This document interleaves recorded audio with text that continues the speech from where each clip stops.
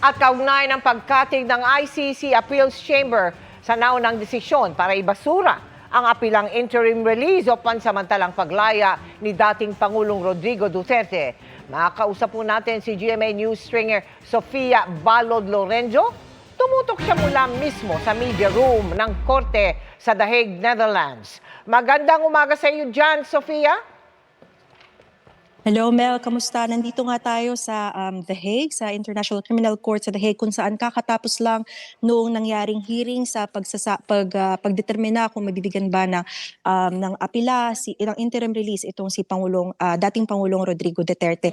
At sa 3 grounds nga na sinabi ng pre-trial chamber court, gayon din sa sinabi ng depensa, lahat ito ay rejected. Ngayon, alas 11:30 na dito sa The Hague. So halos 1 oras lang yung ginugol para dun sa buong hearing.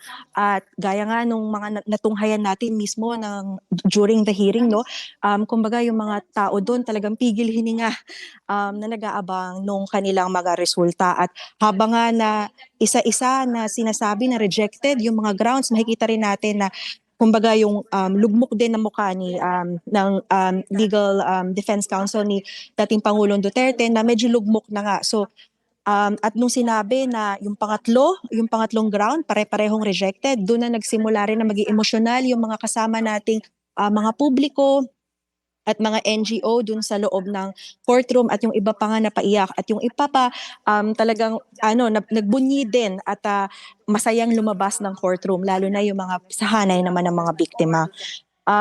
Yun nga Mel, no, sinabi nga na 3 ground yung naging basihan ng pagkakaroon ng rejection. Yung una ay kung flight risk ba si dating Pangulong Duterte, kung may posibilidad ba siya na kumbaga mag-abscond or tumakas dito sa kanyang kaso. Pangalawa ay kung yung guarantees na binibigay ng state, kung na-exhaust ba yon ng pre-trial chamber, yun ang sinasabi ng depensa. At ikatlo ay yung humanitarian grounds nga.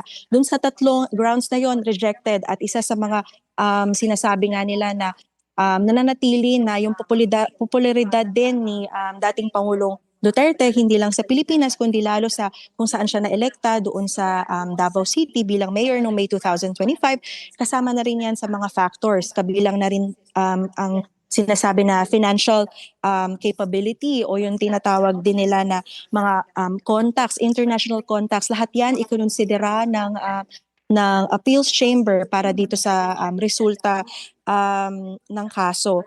So ayun, ito ay ayon dun sa Article 58(1)(b) ng Rome Statute, at yun nga ang napagdesisyonan nila na hindi nakapagpakita ang depensa ng sufficient grounds para ma-revoke or ma-reject yung mga desisyon ng pre-trial chamber nung September 2025, Mel.